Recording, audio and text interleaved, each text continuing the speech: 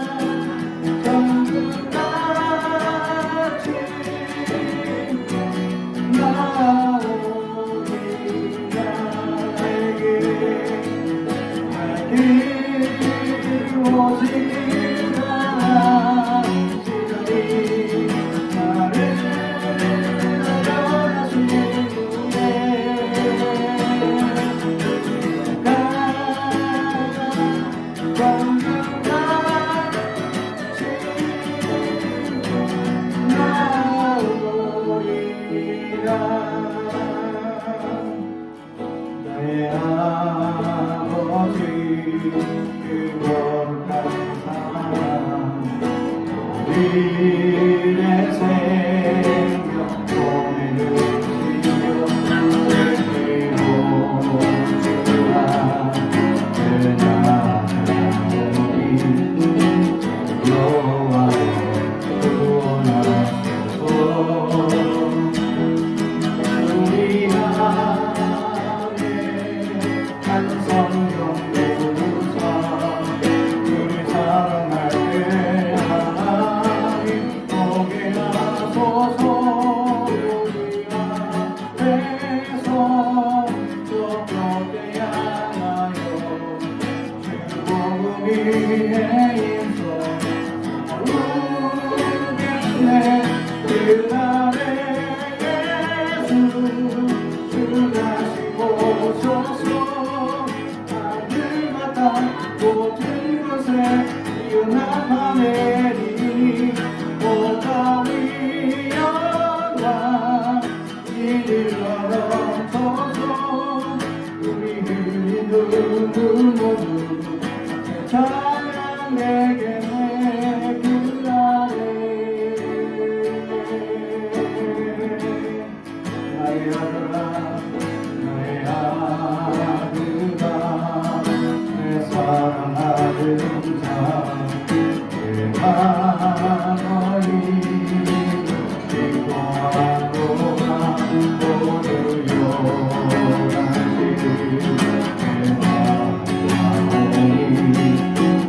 여호와여 우리 안에 한 소망이 있으니 참견이 되신 예수님 여기 계시니 그 누구신 이 땅 위에 서서 그 위에 크게 외치겠네 그날에 주 다시 오셔서 하늘마다 모든 것에 위엄과 내리 보다 위엄과 위로 넘쳐서 우리 눈물 모두 찾아내겠네 그날에 주의 영광 주의 나라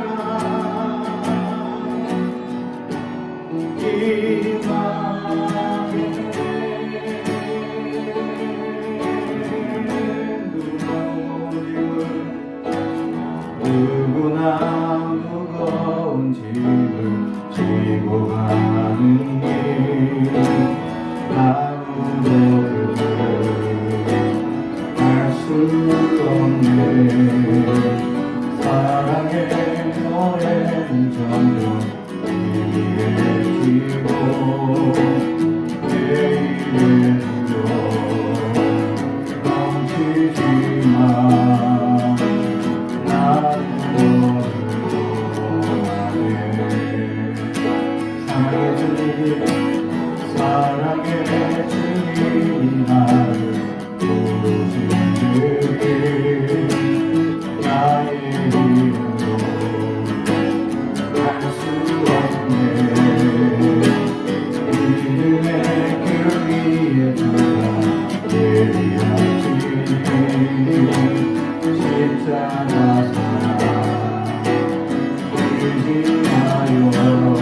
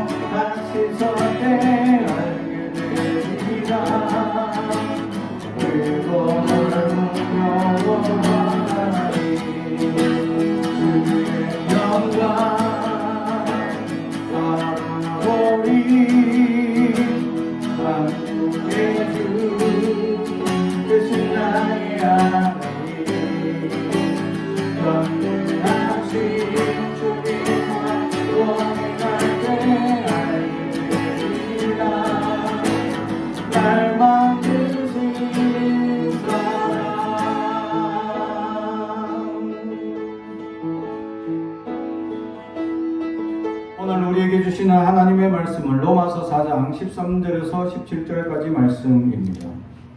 로마서 4장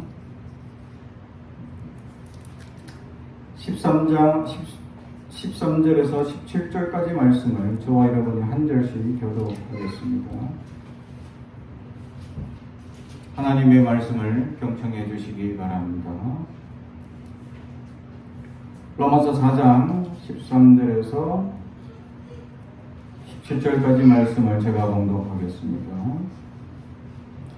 아브라함이나 그 후손에게 세상의 상속자가 되리라고 하신 언약은 율법으로 말미암은 것이 아니요 오직 믿음의 의로 말미암은 것이니라.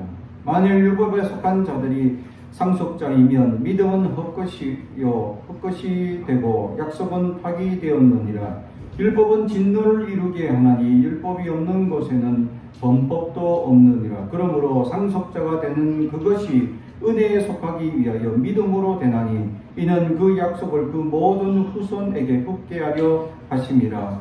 율법에 속한 자에게 뿐만 아니라 아브라함의 믿음에 속한 자에게도 그러하니 아브라함은 우리 모든 사람의 조상이라. 기록된 바 내가 너희 많은 민족의 조상으로 세웠다 하신 바 같으니 그가 믿은 바 하나님은 죽은 자를 살리시며 없는 것을 있는 것으로 부르시는 이시니라. 아멘. 우리 가슴에 손을 얹고 축복의 언어합니다. 나는 하나님의 사람입니다. 축복의 사람입니다. 우리 가정은 영혼이 잘됨 같이 범사가 잘되고 강건해지는 가정입니다. 우리 교회는 번성하고 창대하게 되며 하나님의 언약이 이루어지는 교회입니다. 아멘. 믿음의 상속자라는 제목의 말씀으로 오늘 은혜를 우리가 나누기를 원합니다. 오늘 말씀에 아브라함, 이스라엘 백성들에게 있어서는 아브라함이 아주 중요한 또 믿음의 자기들 혈육의 조상으로 여기며 아브라함을 지칭한다는 그 자체는 그들에게 아주 중요한 대상이었다라는 사실입니다. 그런데 오늘 성경은 우리에게 우리 모두의 조상이 아브라함이다라고 얘기하고 있습니다. 왜냐하면 그는 믿음으로 의롭다함을 얻어서 모든 조상의 대표가 되고 있기 때문입니다.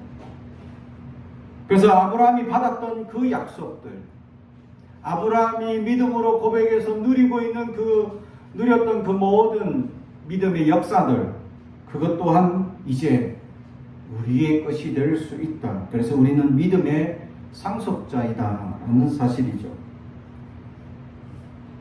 어떤 역사학자들은 이렇게 얘기합니다. 아브라함이 하나님의 계시를 받아 약속의 땅으로 건너갈 그 시절에는 고대에 아주 큰 가뭄의 역사가 일어나서 대이동의 역사가 있었는데, 그때에 아마 아브라함이 휩쓸려서 같이 초원지대로 옮기지 않았나라고 역사학자가 얘기합니다. 역사가 확실히 알 수 없는 역사가 그랬을 것이다 하는 것보다 성경에는 분명히 하나님의 소명을 따라 그는 이동했다라는 것을 보게 되면, 또 무엇보다 그가 하나님께 부름을 받은 나이가 75세라는 것을 보게 되면, 그는 75세까지 하나님 앞에 소망을 두고 살아가던 사람이었다라는 것을 생각할 때 지금 우리는 어떠한 믿음으로 살아가고 있는지 우리는 바라볼 수 있어야 한다라는 사실입니다. 어떤 이는 일찍 부름을 받아 하나님의 소망을 따라 살아가는 사람도 있습니다. 다윗은 어릴 때부터 하나님을 찬양하고 경배하는 사람이었죠. 그러나 오늘 아브라함은 75세가 되었을 때에 약속의 명령을 따라 하나님 앞에 나아가기 시작했다라는 사실입니다. 그렇습니다. 우리는 어떤 믿음으로 지금 하나님의 부르심의 소망이 있느냐라는 것입니다. 하나님께서 우리를 불러주시고 하나님의 것인 은혜가 있음에도 불구하고 우리는 믿음의 확신 없이 연약하게 살아갑니다. 왜냐하면 우리는 두 발을 이 땅에 딛고 살아가기 때문이죠. 그로 말미암아 이 세상적 권세에 눌려 살기 바쁘기 때문입니다. 물질에 눌려 있습니다. 세상 성공의 이야기에 눌려 있습니다. 세상에 말하는 그런 이야기들 속에 우리는 쉽게 휘말려가고 쉽게 넘어질 수밖에 없는 존재이다 라는 사실이죠. 사랑하는 성도 여러분, 그렇습니다. 많은 사람들이 믿음으로 산다고 하지만 많은 사람들이 두 발을 땅에 딛고 살면서 땅을 떼고 살 수 없는 존재라는 것을 깨닫는 순간 많은 사람들이 이 세상의 땅의 이야기에, 땅에 성공한다는 말에, 땅의 물질에 집착하기 시작한다라는 사실이죠. 그리하여 넘어지거나 좌절하거나 결국 그것을 온전히 누리지 못하는 연약한 사람으로 살아가고 있다라는 사실이죠. 세계 행복도 조사라는 것은 없습니다. 그런데 유엔에서 30년 전부터 인간 개발이라는 이 프로젝트를 시작했습니다. 그게 뭐냐, 인구 행복도랑 비슷한데 각 나라의 GNP, 각자 개인 1년 소득을 가지고 행복도, 정말 사람이 무한한 개발을 할 수 있는, 행복해질 수 있는 세상이냐라는 것이 아니다라는 거죠.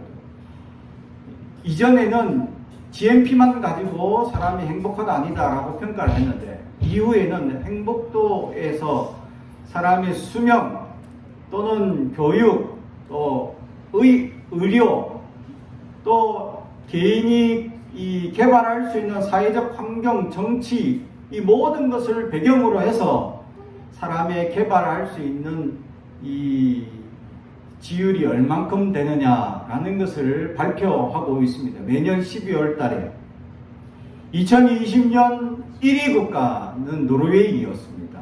2위는 스위스였고, 그러면 우리나라는 몇 위였을까 살펴보니까 23위였다라는 사실입니다. 1위 국가 중에 특이한 나라가 하나 있었는데, 이름도 외우기도 힘든 나라였는데, 그 유럽에 속한 나라였는데 1인당 1년 소득이 1억 5천만 원입니다.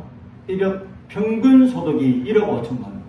근데 땅은 경기도 땅만큼 아주 작은 나라였고 사람도 몇만 명 되지 않았습니다. 그런 작은 나라가 1인 소득이 1억 5천만 원이 넘는 소득으로 GNP가 가장 높았지만 그 나라가 행복도 1위를 하지 않았다라는 사실이죠.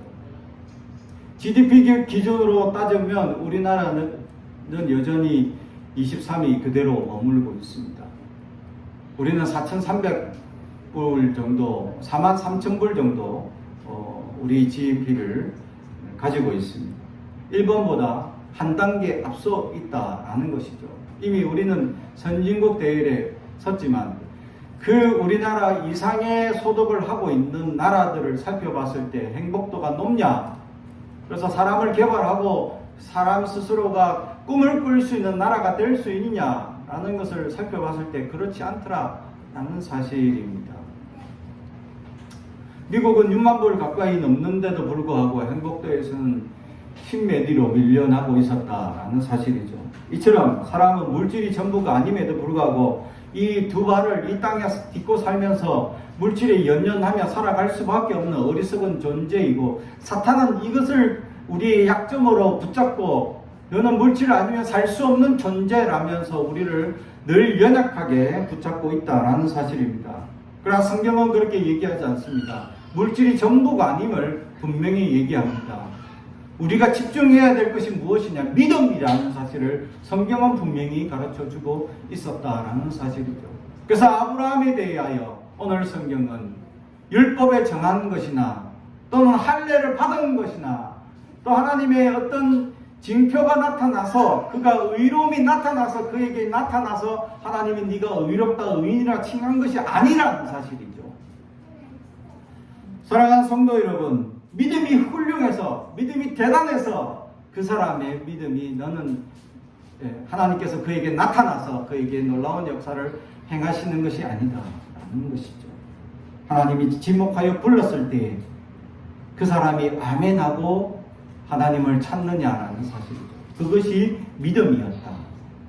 하나님은 존재를 보여주지도 않았고 깨달지도 못하는 어리석은 눈을 가진 우리는 한 치 앞도 보지 못하고 너무 멀리 있어도 보지 못하는 그런 어리석은 존재임에도 불구하고 하나님은 우리에게 나타나시고 역사하시고 말씀해주고 있다는 사실이죠. 그런데 우리는 어떠합니까?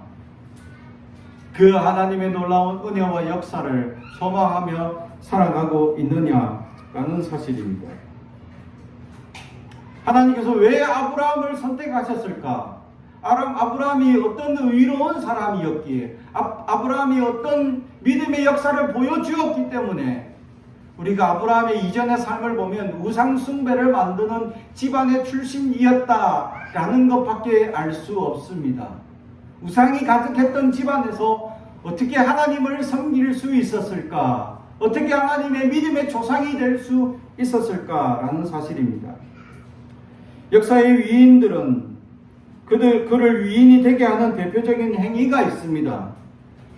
이순신 장군은 모함을 받아 무고하게 옥고를 치르고 나라를 위해 백의종군하여 소신에게 아직 12척의 배가 있습니다 라는 그 말을 남기고 지금까지 한 번도 패한 적이 없는 해전을 치루었다라는 사실입니다. 스바이츠 박사는 여러 개의 박사학위와 함께 호화스러운 앞날을 약속받았음에도 불구하고 그는 의료 혜택을 전혀 받지 못한 아프리카 땅에서 의료 선교사로 나아갔다라는 사실입니다. 손양은 목사는 자기 아들 형제를 죽인 원수를 용서하고 그들 양아들 삼을 것을 하나님 앞에 약속했고 보통 사람으로 감히 그렇게 할 수 없는 믿음을 보여주었다라는 사실입니다. 그럼 창세기의 인물의 아브라함에 관해서 우리가 한번 물어봐야 합니다. 그는 어떤 믿음의 역사가 있었느냐? 그는 모리아산에서 하나밖에 없는 아들, 100살이 넘어서 얻게 된 귀한 이 아들, 그 아들을 하나님께서 바치라 라고 말씀합니다. 그리고 그는 밤새 준비하고 아마 잠도 자지 못하고 뜬 눈으로 샜을지도 모릅니다. 그리고 다음날 아침 일찍 장작을 준비하고 올라가고 있었다라는 것이죠. 어린 아들이 희한하게 봅니다. 평소에는 재물을 가지고 올라가는데 아버지, 재물은 어디 있습니까? 라는 물음에 아브라함의 대답이 놀랍다라는 것입니다. 하나님께서 준비해 놓았을 것이다. 할렐루야. 하나님은 이미 아브라함에게 아들을 바치라, 아들을 제물로 삼겠다라고 말씀하셨습니다. 그에게 얼마나 믿음의 갈등이 있었겠느냐라는 사실이죠. 그러나 그 모리아 산 꼭대기에 아들을 묻고 있을 때에 놀라운 사실은 첫 번째, 아들도 아무 반항이 없었습니다. 재물이 없는 상태에서 장작을 쌓아놓고 저기에 재물을 이제 얹어야 되는데 그냥 아들을 묻고 있습니다. 아버지가. 근데 아들이 아무 말도 하지 않고 있다. 보통 아들 같으면 어떻게 하겠습니까? 우리 집에도 아들 하나 있는데 이 아들 같았으면 아마 난리가 났을 것입니다. 아버지 왜 그러세요? 자기가 있는 힘껏 살라고 완전 발버둥 치고 소리 지르고 깽판을 지었을지도 모릅니다. 보통 사람 아들들은 그렇습니다. 근데 이삭은 아버지를 신뢰하기 때문에 아버지가 하는 일을 순응하며 따라갑니다. 그리고 재물을 그 장작 위에 얹고 칼을 뽑아 그에게 내리치려고 하는 그 순간 하나님은 다급하게 아브라함을 부릅니다. 아브라함은 한 번도 아니고 두 번이나 아브라함아 아브라함아 라고 부르죠. 왜냐하면 그렇게 부르지 않으면 진짜로 아브라함은 아들을 찌를 것 같았기 때문입니다. 아브라함은 거기서 믿음을 보여주고 있었습니다. 하나님께서 예비하셨을 것이다. 하나님께서 준비하셨을 거다. 왜냐하면 이 아들도 하나님께서 주셨기 때문이죠. 아브라함은 이 아들을 얻기 위하여 25년을 기다렸습니다. 그것도 사라에게서 이미 아이를 낳을 수 없는 여인의 몸인데도 불구하고 하나님이 불가능을 가능케 하시는 놀라운 역사를 통하여 자기에게 유일한 아들 하나를 얻게 되었다라는 사실이죠. 그런데 그 귀한 아들을 하나님이 바치라고 말씀하시고 계셨다. 그런데 그는 믿음을 가지고 그 아이를 하나님께 드리려는 그 순간 하나님은 다급하게 아브라함을 부를 수밖에 없었다. 그리고 그에게 아브라함아 아브라함아 하고 말씀하시며 내가 너의 믿음을 보았다 라고 말씀합니다. 사랑하는 성도 여러분, 우리는 믿음을 얼마나 보여주고 있습니까?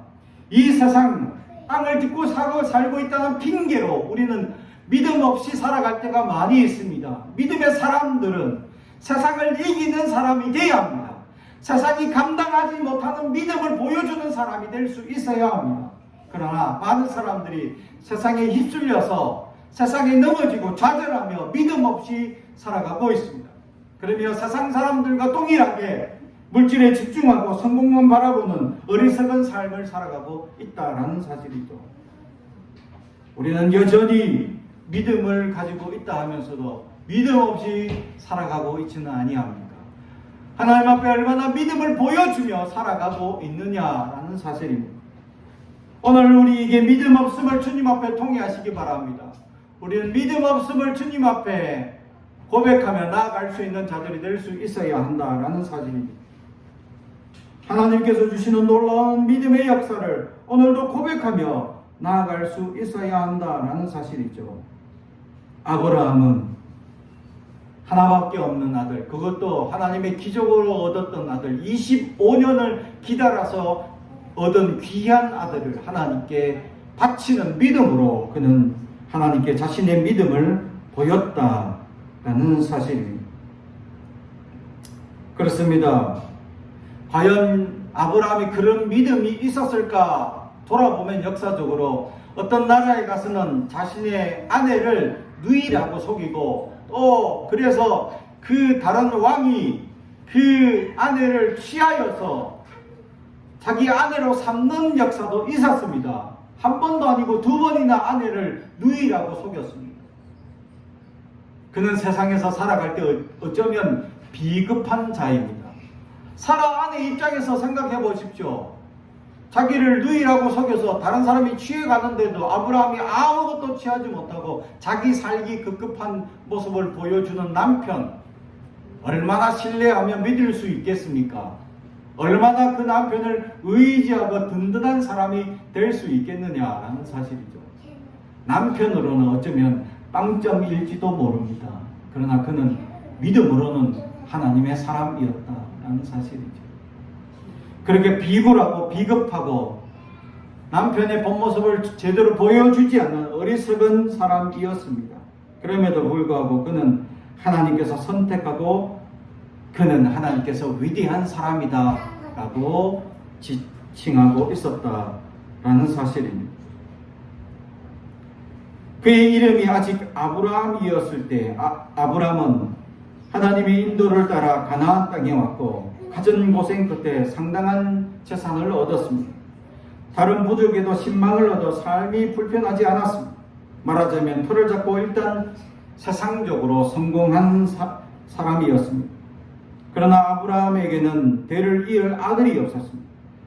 하는 수 없이 성실한 종 엘리에셀에게 상속하기로 마음먹을 정도였습니다. 실제로 그 길밖에는 다른 도리가 없었습니다. 어느 날 밤에 하나님은 그를 밖으로 데리고 나아가 반짝이는 무뼈를 보여주시며 내 상속자가 될 자손이 이처럼 많으리라고 말씀합니다. 아브라함이 이 말씀을 확고히 믿게 됩니다. 바로 이것이 그 어떤 일보다 큰 의미이며 아브라함을 의인으로 만드는 사건이 되었다라는 사실입니다. 하나님께서 지금 당장 어떤 기적도 보여주지 않았습니다. 지금 당장 어떤 역사가 나타나지 않았습니다. 지금 당장 어떤 놀라운 기적이 베풀어지지도 않았습니다. 그런데 내 자손이 이 하늘에 네가 보고 있는 이 별과 같이 많을 것이다 라는 말씀만 주었을 뿐입니다. 근데 그는 그 말씀을 믿었습니다. 사랑하는 성도 여러분, 여러분은 어떤 말씀을 받았습니까? 하나님께서는 여러분 각자에게 하나님의 말씀을, 메시지를, 약속을 던졌습니다. 그런데 우리는 그 약속을 믿고 살아가느냐라는 사실이죠. 아브라함은 아멘하고 믿었습니다.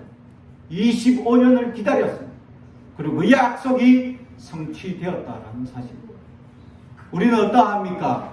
하나님의 약속, 하나님의 말씀을 가지고 살아가고 있느냐라고 생각할 때 우리는 약속 없이 살아갑니다. 말씀을 보고 있는데도 그 말씀이 나의 약속이 되지 못하고 있는 어리석은 삶을 살아가고 있다라는 사실입니다.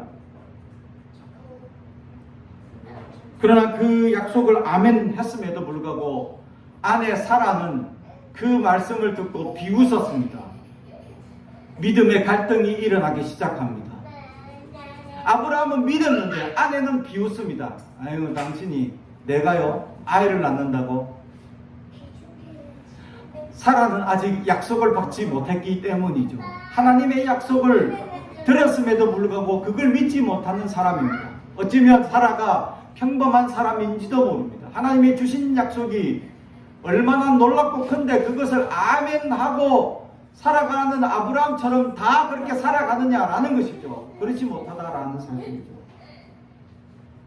어쩌면 많은 사람들이 사라처럼 하나님의 약속이 너무 커서 설마 라고 믿음에 의심을 하고 있을 수도 있다라는 사실입니다.